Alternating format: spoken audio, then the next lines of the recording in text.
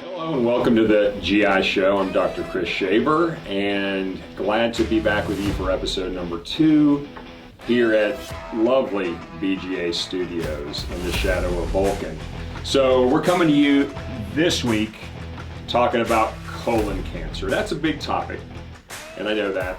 So we're going to kind of distill it down into some of the finer points and really kind of get into what we'll call the essentials of colon cancer and things that we think you need to know. The purpose of the GI Show is really to inform you, patients, on pertinent topics in gastroenterology and liver disease that you can take and use and really apply to kind of your life and your journey as you seek to live out your life and live a healthy lifestyle. And if you want to add value to that. So to help us do that this week, we're having Dr. Rishi Agarwal join us. Dr. Agarwal, come on the set. Hey guys.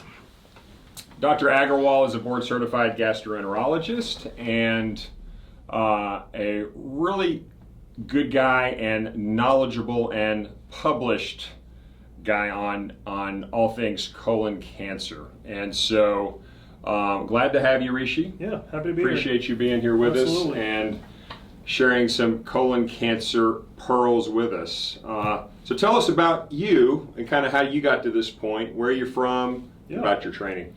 So I'm from Louisiana, and I am an LSU fan, huge LSU fan, so go Tigers. Yeah, good time to be that. Absolutely. Went to LSU for med school, then came to UAB. That's how I kind of found Birmingham. Loved Birmingham. Ended up at Tulane for my GI training, and then came back to Birmingham. My wife's from here. Joined Birmingham Gastro back in 2013, and been here ever since. And the big thing for GI for me was kind of this perfect kind of blend of patient care at the bedside, getting to know my patients over a lifetime, but also something meaningful in terms of procedures where I can provide an actual intervention. Yeah. My father's a gastroenterologist, so that was kind of a easy exposure for me to kind of see what the day-to-day workings were, and I enjoyed kind of what he was doing and thought that I could do it as well. Same for me for this specialty, and that's kind of the cool thing about GI is it is a really good mix of just hanging out with patients in the office and then also working in the dark with scopes and getting to do procedures and working with your hands and doing things like colonoscopies, which we'll talk about more this evening. So, okay, so I'm hearing, I know you're from Louisiana. Right. Alexandria? Yeah, from Alexandria. So that's kind of central Louisiana. Yep. So, it's February. You're an LSU fan. You're from Louisiana. Tell me about Mardi Gras. Yeah. Something that you participate in? Absolutely. I've been going to Mardi Gras for over 10, 20 years. I go every single year. I take my vacation schedule seriously when it comes to Mardi Gras. It's something that people that are born and raised Louisiana do not miss. I tell people that Mardi Gras can be whatever they want their Mardi Gras to be. So in college, you want it to be partying and things like that. But then as you kind of get older, you really just want to enjoy seeing the same friends you always see when you were growing up, and enjoying king cake, the carnival, the parades, the ball, catching some beads, and just kind of enjoying the energy that New Orleans can provide. I like it. I love it. So that's great. Yeah. So we're going to kind of get into sort of colon cancer. Yep. And talk about it in a little bit of detail. Tell us about colon cancer. What is it? Just kind of in general terms, tell us kind of what it is, and we'll start there. Yeah, so cancer, basically the concept of a cancer is abnormal tissue growth at a unregulated rate. And so when we talk about specifically colon cancer, it arises in the colon. So the colon is a large intestine involving the rectum all the way to the where it connects to the small intestine. Yeah. So if you think of the colon as a pipe, a hollow pipe, and then these abnormal tissue growths called polyps can arise from the colon wall, and these polyps over time can become precancerous and eventually cancerous in some cases. Yeah. And so when we talk about colon cancer, then we have to talk about the polyps, and then kind of that's where the whole evolution of colonoscopy, prevention of colon cancers, prevention of deaths from colon cancers, and all of those things really evolved over the last, I'd say 20 to 30 years really. starting in the early 1990s with the National Polyp Study, Yep. all the way to about 2012 when they had the kind of follow-up study talking about decreasing mortality from it. So tell me how patients present with colon cancer. So what kind of symptoms do we see in these patients? Absolutely. So I think it's really important to realize that there are a vast majority of patients that have no symptoms, which is the whole concept of screening for patients at a certain age. And so beyond that, the main symptoms that patients may present with for colon cancer are rectal bleeding, kind of the number one thing we always ask, and we always want to know, and we always ask patients to be aware of. A change in their bowel habit. If they're a regular, typically a once a day individual for their typical bowel habit, if that changes for some reason, and that's something that should be worked up, especially after a certain age. If they have weight loss unintentionally, lower abdominal pain, or really any abdominal pain, Yep. all of these are kind of what we would consider flags, red flags that we should be thinking, why did this happen? And if you're of a certain age, Right. that risk goes up and the concern goes up to really leading to seeing a gastroenterologist like ourselves and considering colonoscopy as an intervention.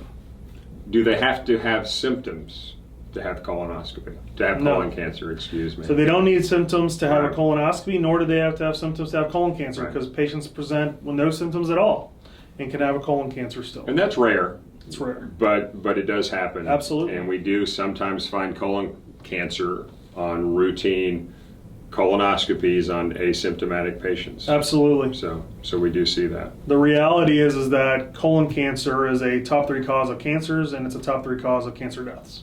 So it is a big deal. So it's common. That's common. Okay.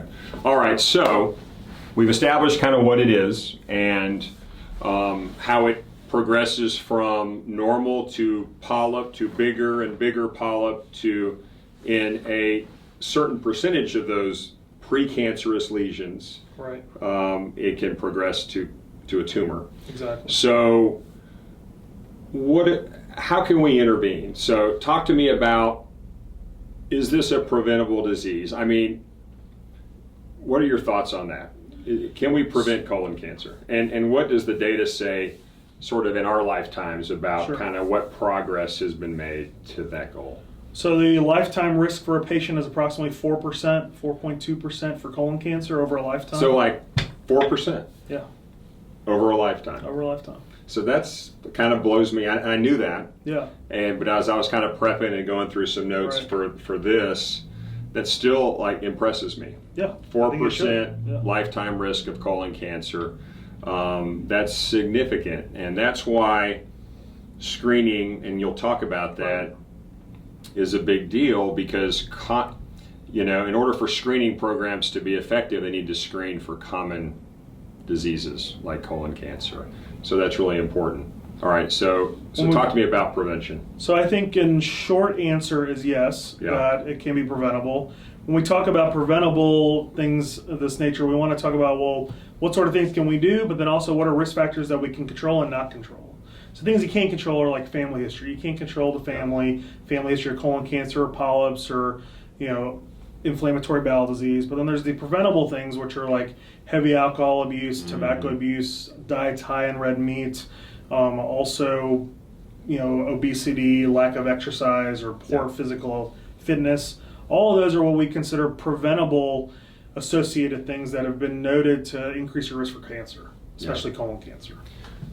There's a couple of pretty cool risk calculators that you can find online. Have you come Right. across those? So we'll actually post in the show notes some links to some risk calculators where you actually can go through with a questionnaire and sort of fill out your health data as it pertains to risk factors for colon cancer. And they'll give you a score, and you can compare that to the kind of national average, and you can sort of see where you fall out in terms of your estimated risk for colon cancer. Yeah, So we'll that's a post great that. point. So preventable, it's kind of cool. We get to go to work and do procedures and potentially prevent colon cancer. Yeah, it's absolutely great. That's a really kind of rewarding thing it really is. that we do. So how do we do this? So how do we get into prevention mode? And that's kind of what we do is we're colon cancer screeners. what are the best ways to do that? What are the ways that really, kind of practically speaking, that makes sense for patients to prevent it? So the number one screening method that's been proven by multiple GI societies is what's called colonoscopy. So colonoscopy is essentially a method that gastroenterologists like ourselves are able to evaluate the colon via camera, but also find potentially precancerous and cancerous polyps and remove them. Mm-hmm. So kind of walking through what that involves really kind of starts with the interaction with in the clinic setting. If you were to come in and see one of us in the clinic to discuss this, it would start really with the prep. So when we talk about colonoscopy, the number one part of this... Question, doctor. Yes, please. The prep. Yeah. The prep, I think, is a real barrier Absolutely. to this. So I appreciate you talking about this, because it can't be. I mean, we can't really let it be a barrier, but it is. And I don't know how many times I hear, "Oh, I'm fine once I'm asleep. I'm fine. It's just the prep."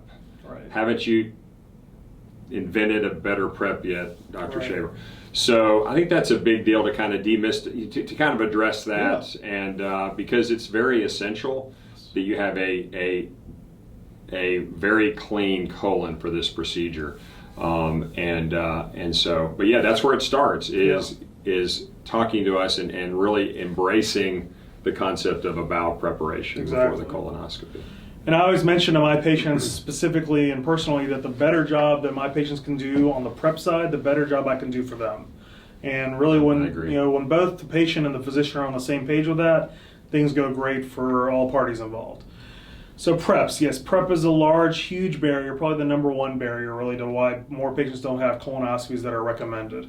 So preps have come a long way, and they still have more room to grow, to be honest, but they've come a long way. So when we talk about preps, we used to start with a large 4-liter, which is a 1-gallon prep.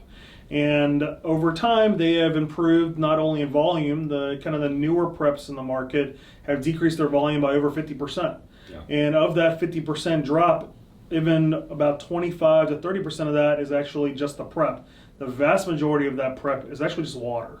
Mm-hmm. And so if you kind of think that water is the kind of main driving force supplementing the prep portion, it's actually significantly less volume to drink from there. Then preps have varying tastes versus whether it's tasteless to berry to mango, all these different flavors. At the results at the end of the day, they're stretching it calling it mango. Yeah, they really are. It's a real stretch. Yeah. And I'll tell you a little home thing I tried. I've had 2. Have you had one yet? Not yet. All right.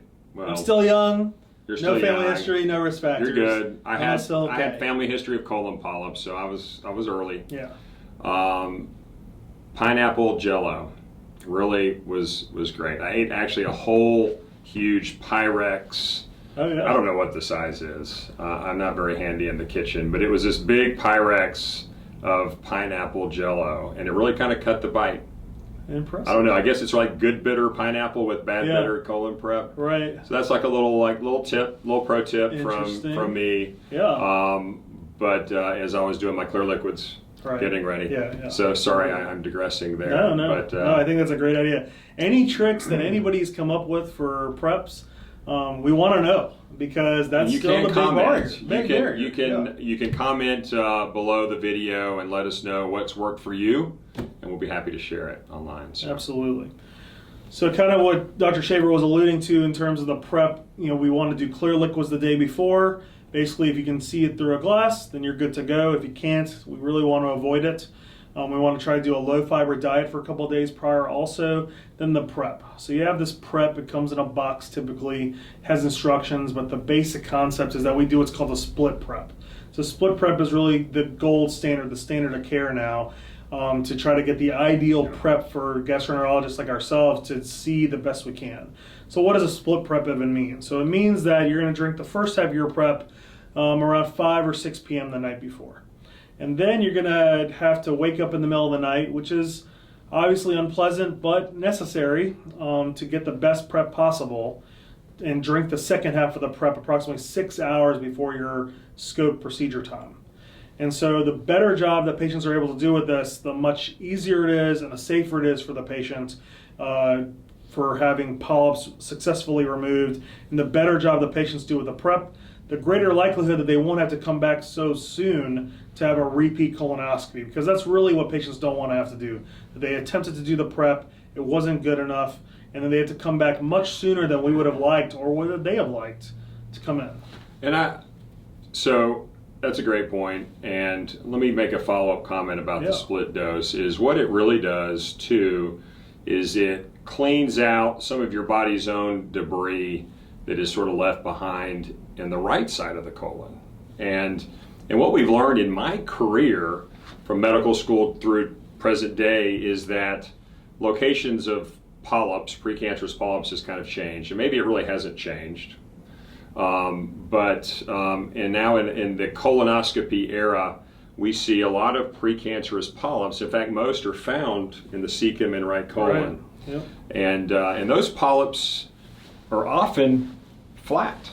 Yes, absolutely. And so if you have residual stool, if you have mucus debris, whether that's from your own body's secretions, digestive juices, or from waste, right, it can totally camouflage or hide underlying lesions. And Absolutely. so that's really just so you can kind of know, we don't do a split to torture our patients. Right. We love our patients. We're not trying to torture you.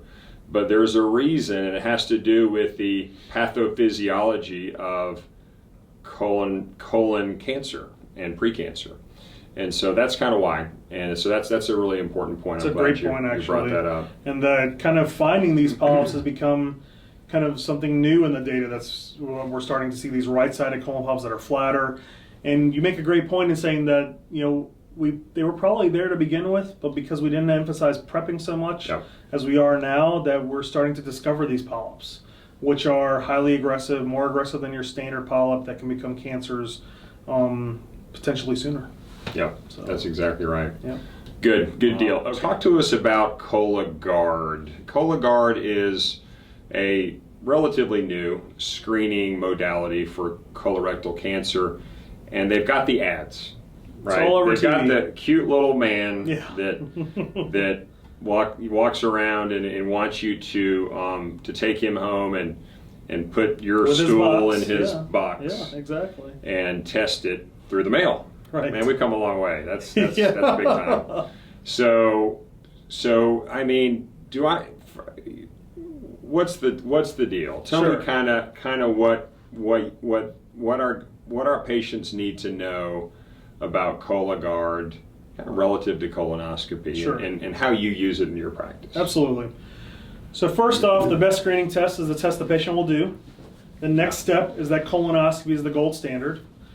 But the reality is that there are some patients that just want no part of a colonoscopy, whether they don't want it because of the prep or the sedation, which are really important parts of the procedure, or they medically are not safe to undergo the procedure.